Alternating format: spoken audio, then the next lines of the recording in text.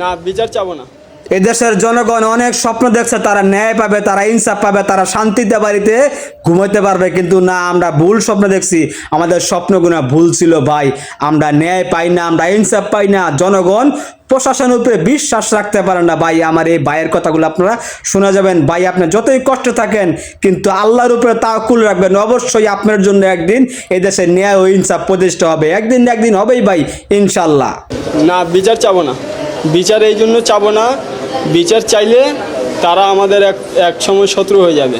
আর আমরা হলাম মধ্যবিত্ত ফ্যামিলি, আমরা শত্রু কারো হতে চাই না। আমরা কারো শত্রু হইতে চাই না। কেন?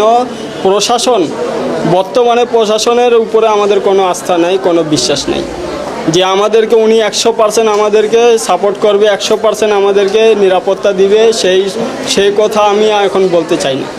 সেই জন্য আমি বলি, যারা আমাদের সঙ্গে, যারা আমাদের উপরে এরকম একটা ভালো কাজ করছে, আল্লাহ তাদের ভালাই করে।